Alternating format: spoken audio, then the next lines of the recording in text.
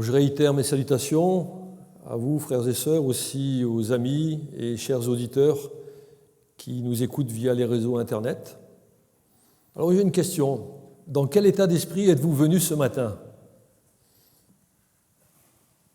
Vous y répondrez vous-même, j'espère. Alors, mais est-ce que vous avez remarqué que l'homme veut toujours faire des choses, mais le contraire aussi est valable, Il est quelquefois même indécis, en fin de compte. Et puis un jour, c'est trop tard. J'arrive à la fin de ma vie, je me suis aperçu que j'ai manqué par négligence le but de mon existence. Il en va ainsi comme ça de beaucoup de personnes. Un jour, Satan est venu pervertir le message de la grâce qui permettait pourtant à Adam et Ève de vivre en relation avec le Créateur de l'univers. Et depuis ce jour, c'est toujours la même chose. Satan pervertit toujours la volonté de Dieu de vous amener à lui. Mais Dieu est plus fort. Amen. Dieu est vous plus fort, parce que quand vous entendez le message, il y a quelque chose qui se passe. Alors c'est vrai qu'aujourd'hui, il y a le manque de temps qui est là. Il y a l'ennui, le travail, les systèmes politiques qui nous en mettent plein la tête, les philosophies humaines, l'écologie, etc., etc. Il y a aussi toutes les religions, donc on ne sait plus à qui se fier. Mais qu'importe. La plupart des gens disent ça, qu'importe, pourvu que je me sente bien, et oui, dans mon système, et puis ça me suffira bien, quoi. Et puis, il arrive aussi qu'il y ait des gens qui utilisent la Bible pour lui faire dire ce qu'ils veulent. En fin de compte, ils lui disent des choses parce que l'homme veut se sentir bien.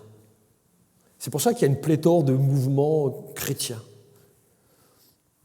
Mais oui, alors quand on ne connaît pas la Bible, on peut facilement être trompé par ceux-là même qui l'utilisent pour essayer de captiver notre attention et pour assouvir sur nous des passions humaines. Et tout cela, c'est au nom de Dieu, n'est-ce pas ? Ça, c'est le propre de toute religion. Et de fait, il y a beaucoup de personnes qui se disent chrétiennes, mais elles n'ont que le nom. Pourtant, elles pensent hériter du ciel par leurs œuvres. Et puis, un jour, on entend un message différent. La question reste posée. Me laissera-t-il indifférent ou fera-t-il la différence ? D'où ce titre, le message oublié, la repentance. Aujourd'hui, dans l'enseignement et dans les prédications, le message de la repentance est souvent négligé, il est voire même oublié, ignoré complètement. Pourtant, ce message, il est de toute première importance. Souvenez-vous, dans l'Ancien Testament, l'histoire de Jonas, quand il a été annoncé à Nénive qu'il avait besoin de se repentir. Vous savez, cette grande ville, qu'est-ce qu'ils ont fait, les Nénivites ? Le roi en premier. Ils ont pris sur eux le sac et la cendre, ce qui signifie qu'ils se sont repentis. Et Dieu n'a pas jugé ce peuple dans sa colère. Alors pourquoi aujourd'hui les églises préfèrent de loin un évangile populaire où ce message de la repentance il est absent ? Vous savez pourquoi ? Parce que ça amène plus de monde. Oui, quand on dit aux personnes qui sont acteurs de leur propre vie, et vu qu'ils sont plus nombreux, on considère qu'ils ont forcément raison. Et c'est ce que plus tard, beaucoup de personnes disent. Mais oui, c'est eux qui ont raison parce qu'ils sont les plus nombreux. J'ai même entendu un journaliste un jour, vous savez, quand il y a eu les 2 tours de World Trade Center qui ont été détruites, il dit, mais les musulmans ne peuvent pas avoir tort. Ils sont plus d'1,5 milliard sur Terre. Un journaliste qui dit ça. Il ne faut pas écouter les journalistes. Ce n'est pas parce que tu es en plus grand nombre que tu as raison. L'Église catholique, pendant des siècles, était la plus grande Église antichrétienne, antichrist. Ils étaient les plus nombreux. Est-ce qu'ils avaient raison ? Non. C'est le petit troupeau qui a raison, parce qu'il suit fidèlement le Seigneur. Pourtant, dès le Nouveau Testament, la repentance est prêchée. Oui, elle était prêchée par qui ? Par Jean le Baptiste, Jésus, les apôtres et les disciples.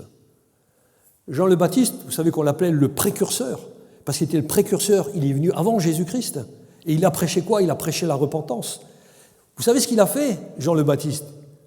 Il l'a même prêché à Hérode, qui était le roi des Juifs à l'époque-là, le roi sur Israël.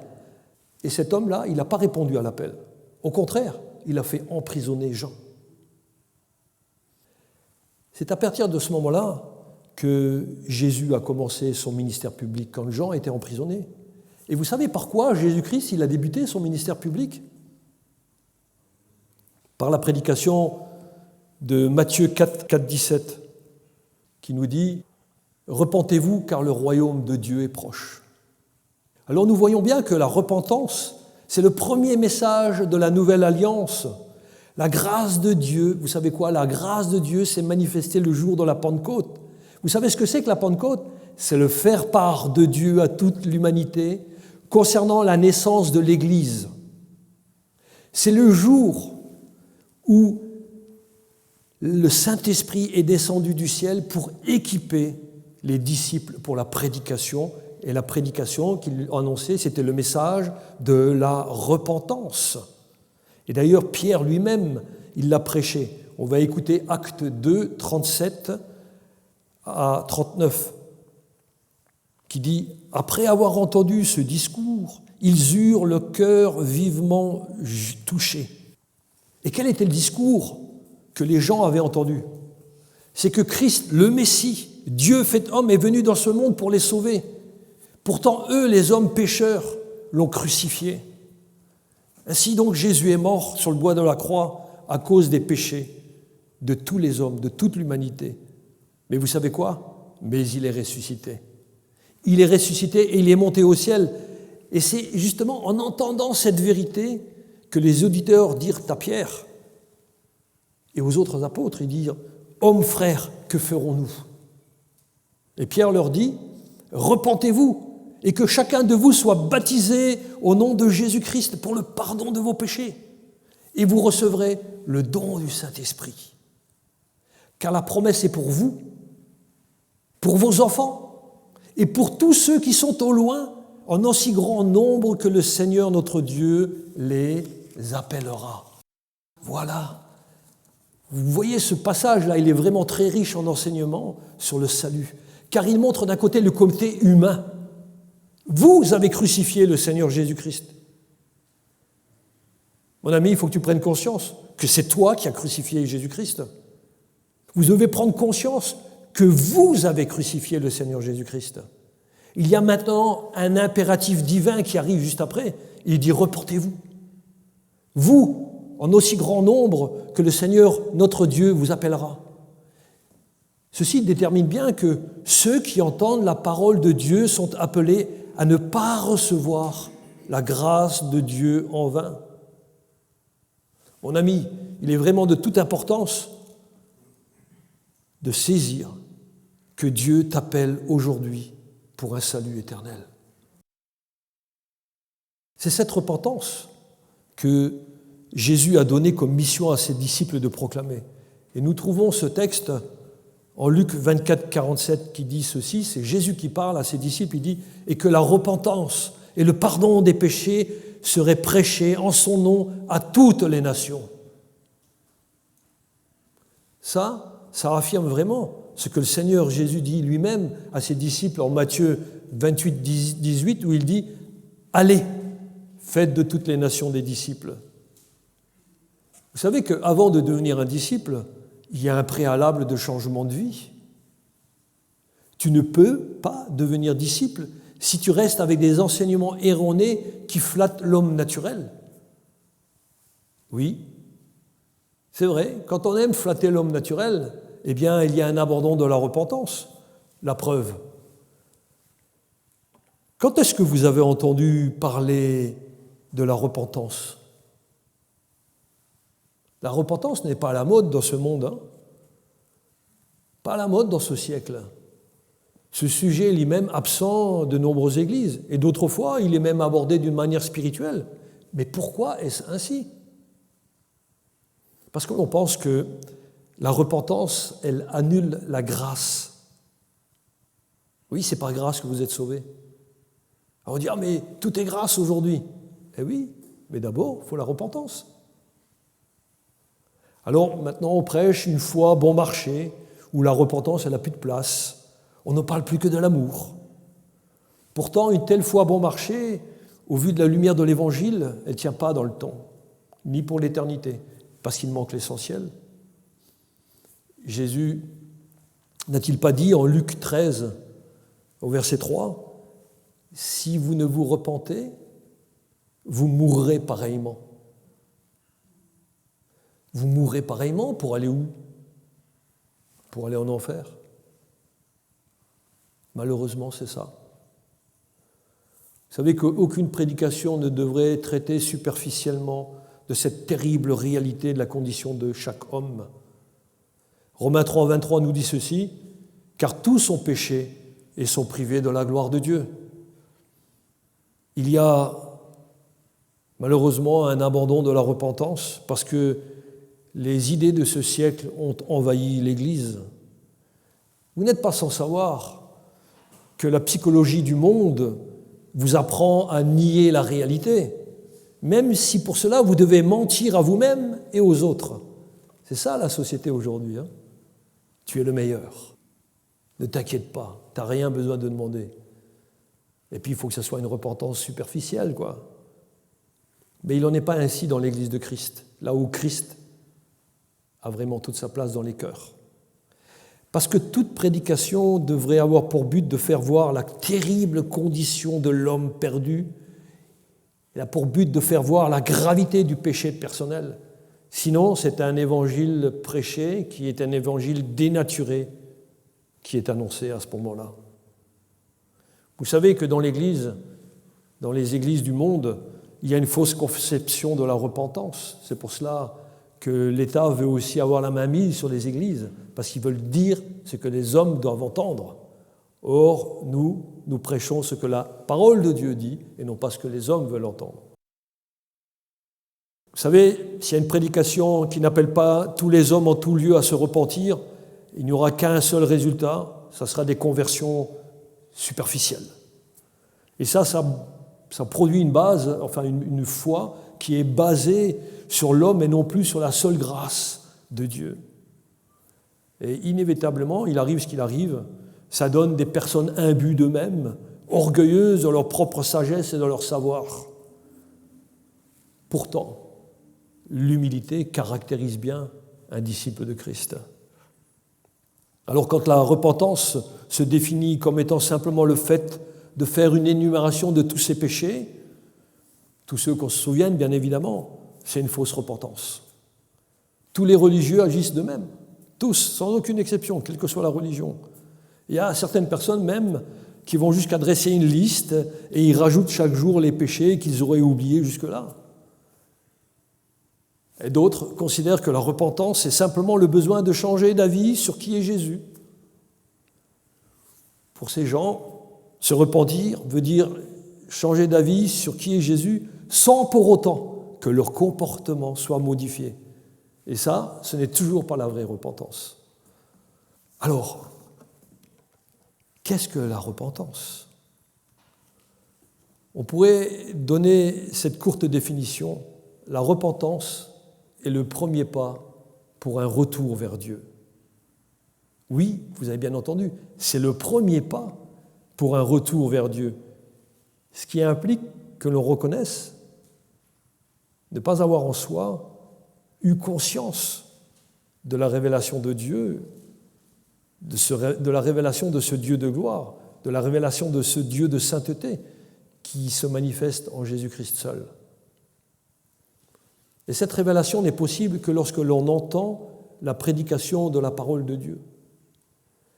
D'où la plus grande importance de rejoindre une église qui est fidèle à la vérité. Écoutez ce que dit Actes 17:30. Il dit « Dieu, sans tenir compte des temps d'ignorance, annonce maintenant à tous les hommes en tout lieu qu'ils ont à se repentir. » Dans le Nouveau Testament, on trouve ce verbe « se repentir » qui se dit en grec « métamelomai », Et nous y trouvons aussi le mot repentance qui se dit en grec métanoïa. Alors, le verbe se repentir décrit un sentiment, lui, c'est un sentiment désagréable de regret et d'insatisfaction à la suite d'un acte qu'on aurait commis. Mais il ne s'inscrit pas ni dans la durée, ni sur les effets de ce sentiment. Alors, beaucoup de religions parlent elles aussi de repentance, tout comme la société. Mais il n'y en a aucun effet à court terme.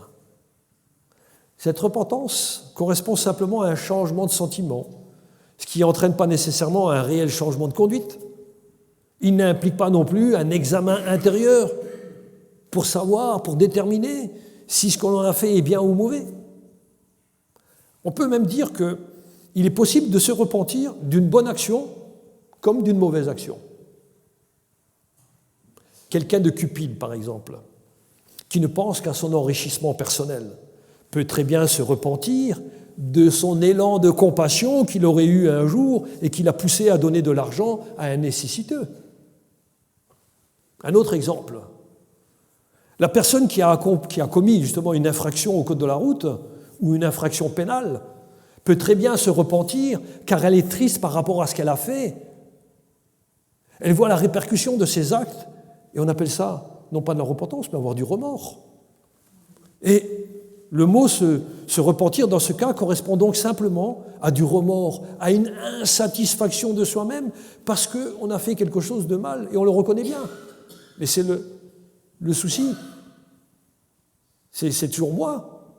C'est mon orgueil qui est touché. Il n'y a rien à voir avec Dieu, là. Ainsi, se repentir du grec métamélomei signifie comprendre après coup. C'est seulement après coup que j'ai compris que j'avais fait quelque chose de mal.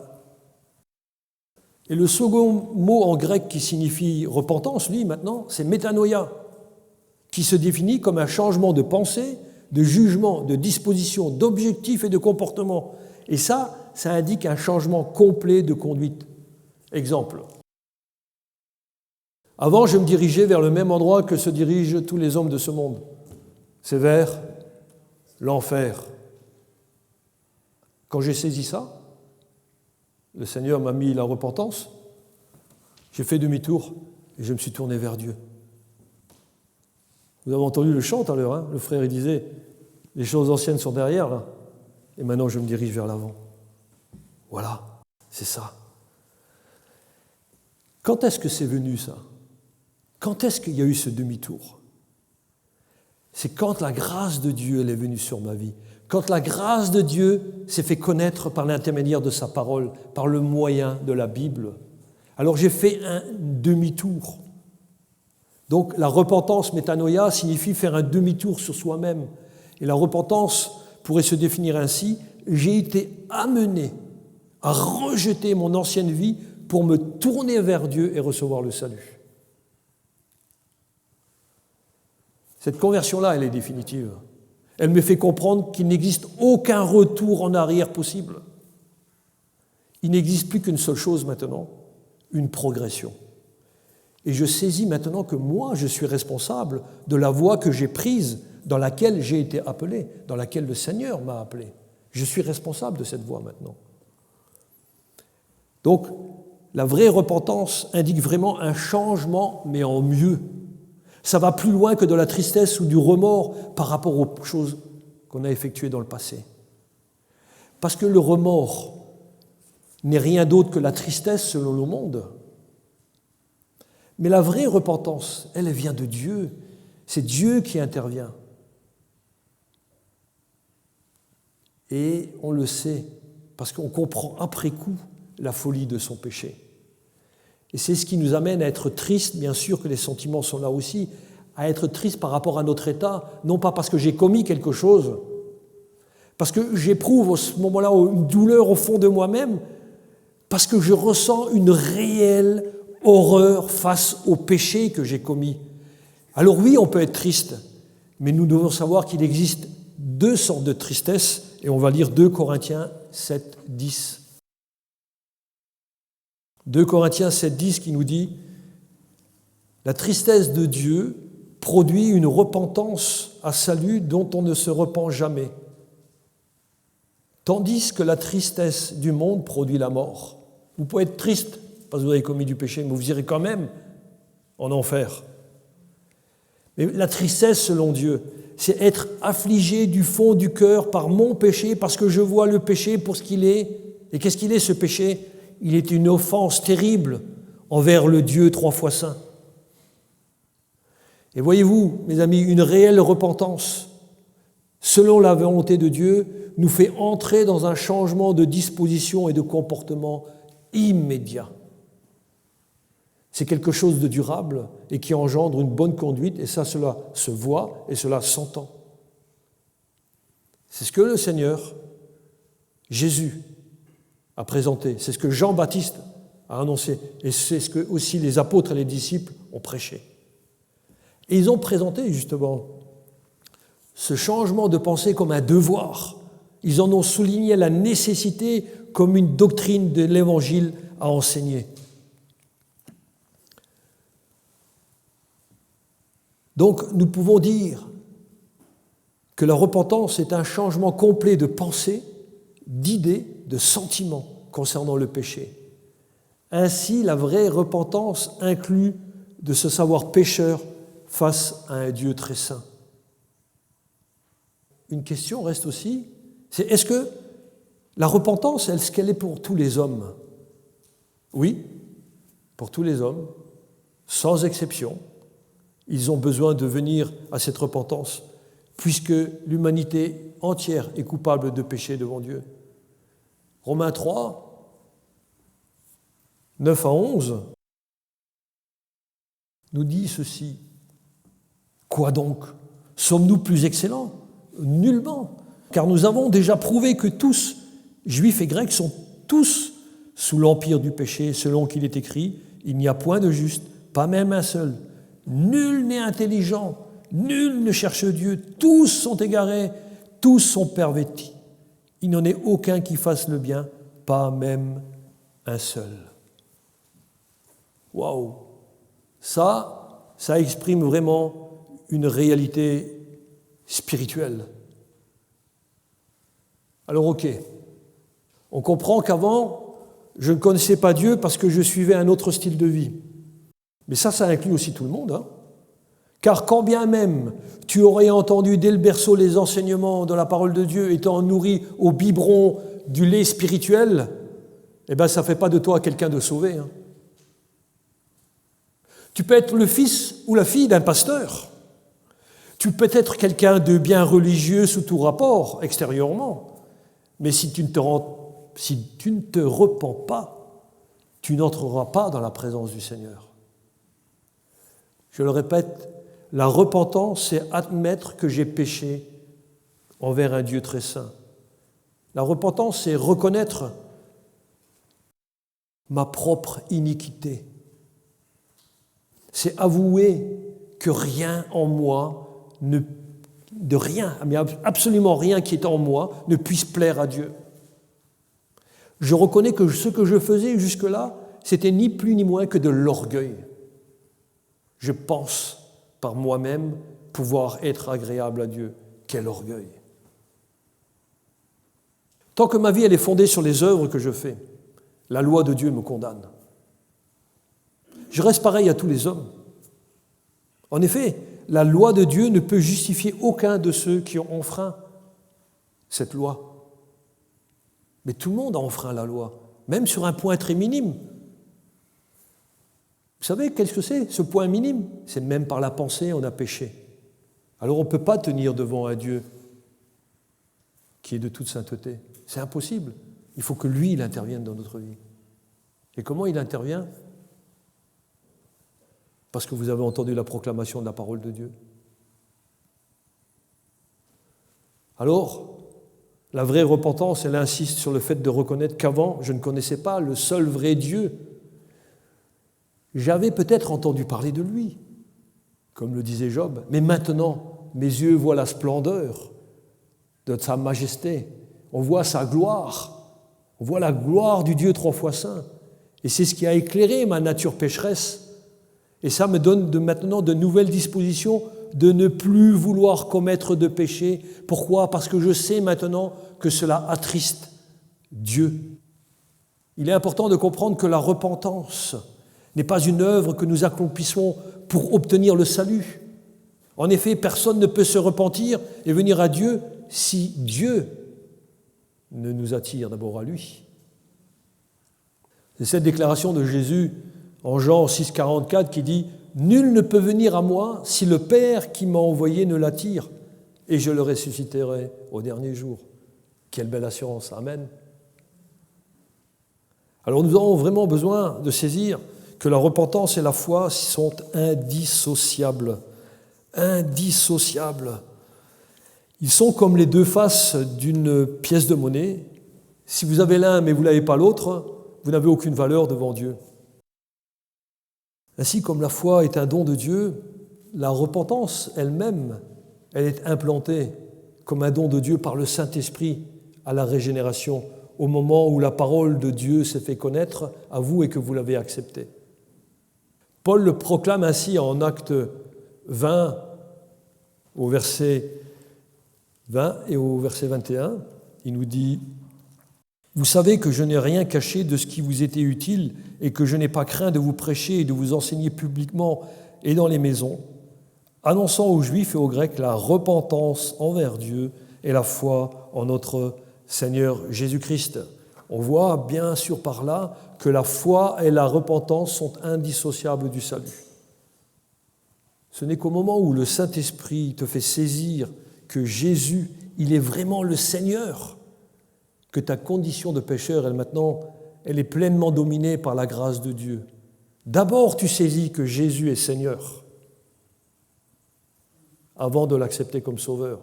Parce que Jésus est Seigneur, que tu le veuilles ou pas, Jésus a créé le monde entier, l'univers visible et invisible. Les cieux que tu vois, c'est c'est Christ qui les a créés parce qu'il est Dieu. Et ceux que tu ne vois pas, que les astronomes essayent de chercher au fin fond des galaxies, ça aussi, c'est Christ qui l'a créé. Donc Christ d'abord Seigneur. Et vous savez, quand Jésus vient vous toucher par cette grâce, c'est cette grâce qui te sauve de ton état de perdition pour t'amener à la repentance. Il n'existe vraiment pas de repentance si on n'a pas un cœur brisé à cause du péché. Alors si comme pécheur tu n'as jamais eu l'esprit contrit, c'est-à-dire brisé, écrasé par les innombrables péchés de ton cœur, de ta vie même, alors Dieu, il sera obligé de t'écraser sous le poids considérable et insupportable de sa sainteté, de sa sainte colère. Il ne peut pas faire autrement. La justice de Dieu, elle était accomplie en Christ. Tu refuses la justice de Dieu en Christ, tu subiras la colère de Dieu. Alors maintenant, il se peut aussi que vous avez peut-être agi envers Christ par un rejet conscient ou par une attitude d'ignorance ou encore par indifférence. Il faut changer d'avis. Vous savez, la repentance biblique par rapport au salut, c'est passer du rejet de Christ à la foi, à la vraie foi en lui. Alors là, il y a un appel pour tous ceux qui n'ont pas encore accepté cette grâce de la repentance. Y répondras-tu? N'attends pas. Soyez attentifs. Parce que dans la Bible, il y a une mise en garde qui nous est donnée, c'est Romains 2, 4, qui nous dit « Ou méprises-tu les richesses de sa bonté, de sa patience et de sa longanimité, ne reconnaissant pas que la bonté de Dieu te pousse à la repentance ?» Mon ami, tu entends aujourd'hui ce message. Ne reconnais-tu pas que la bonté de Dieu te pousse à la repentance? Oui, elle te parle, elle te pousse, elle te parle au fond de ton cœur, elle te pousse à la repentance. Vous savez, quand il y a repentance, il y a aussi le fruit de la repentance.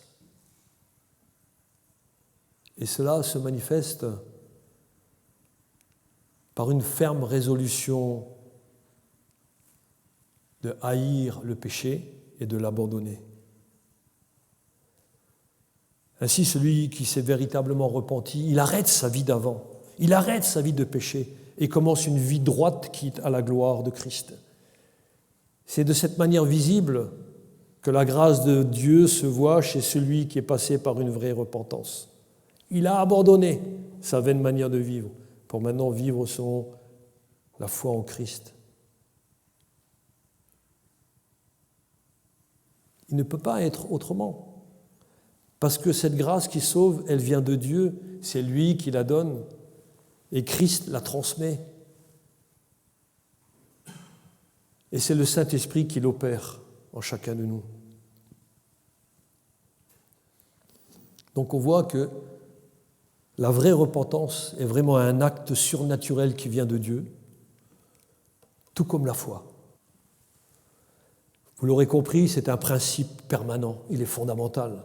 C'est une disposition durable de l'âme, c'est un principe de grâce qui est profondément ancré dans le cœur de tout disciple. Et ça se voit parce qu'on se soumet à la souveraineté de Dieu. Ainsi, la véritable repentance est une repentance dont on ne se repent jamais, puisque ça vient de Dieu.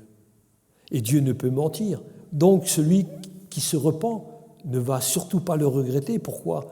Parce qu'il y a la joie de la réconciliation avec Dieu par Jésus-Christ. C'est cette joie-là qui nous anime. Il y a aussi un autre aspect du fruit de la repentance. Il se voit, ce fruit de la repentance, parce qu'on aime la parole de Dieu. On aime la parole parce qu'on va lui obéir, on lui obéit. Et puis, surtout quand on prend la parole de Dieu au quotidien, eh bien, ça nous fait redouter les fautes que l'on pourrait commettre contre le Seigneur. Lui qui a payé le prix de mes péchés, il a payé à ma place le prix de mes péchés. Oui, c'est un principe divin pour être continuellement en communion avec le Seigneur. Prendre la parole, la méditer, prier, rendre grâce. Et je termine par cette exhortation de Actes 3, 19 qui nous dit « Repentez-vous donc et convertissez-vous pour que vos péchés soient effacés et que des temps de rafraîchissement viennent de la part du Seigneur. » Vous savez, mes amis, nous avons besoin de saturer notre vie de la parole de Dieu, parce qu'il y a un lien qui est indéfectible entre le fait de remplir son cœur de la parole de Dieu et la capacité de fuir le péché. Plus tu lis la parole de Dieu, plus le Seigneur te donne la capacité de fuir le péché. Moins tu lis la parole de Dieu, moins tu as envie de connaître le Seigneur. Mais si tu n'as pas envie de lire la Bible, tu as besoin de passer par une réelle repentance. Vous savez, on ne doit pas rester indifférent au message de la repentance parce qu'il en va de votre éternité. C'est votre destinée éternelle qui est en jeu. Maintenant, si tu es passé par la repentance, il faut que tu saches qu'il est essentiel pour un chrétien de faire partie d'une église locale qui est fidèle à la Bible.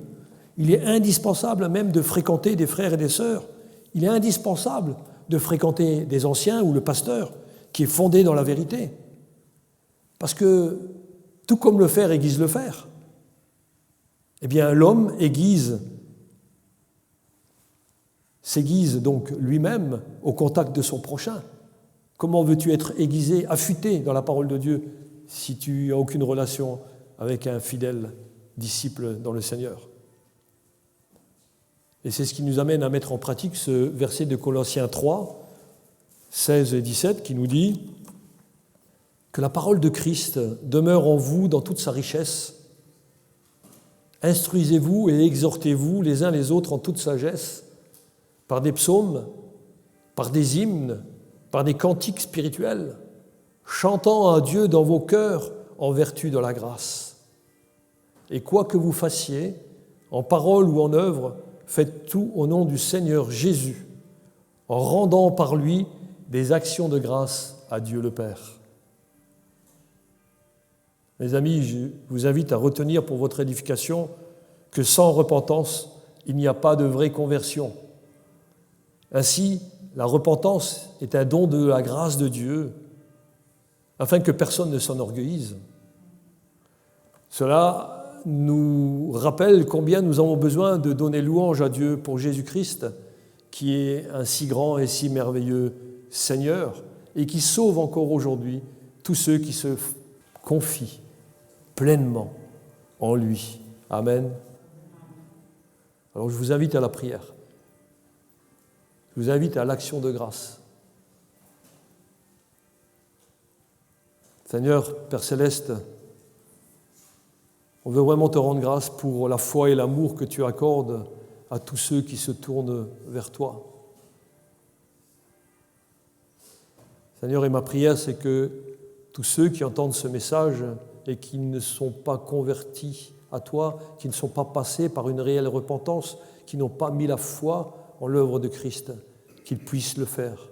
Seigneur, accorde, Père Céleste, un cœur renouvelé que tu donnes à tous ceux qui se repentent sincèrement.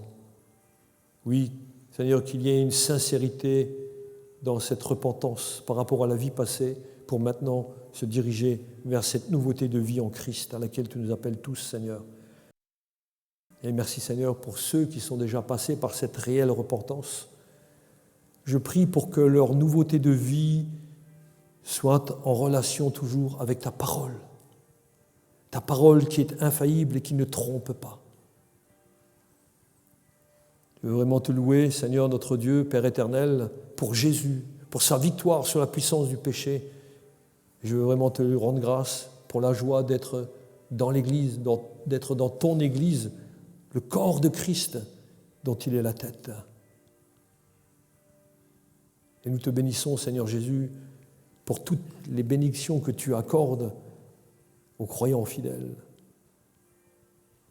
Je prie que ton nom, Seigneur, soit glorifié par nos vies qui t'appartiennent, que ce soit dans la louange et l'honneur qui t'est dû pour les siècles et les siècles, et que le peuple de Dieu puisse dire Amen.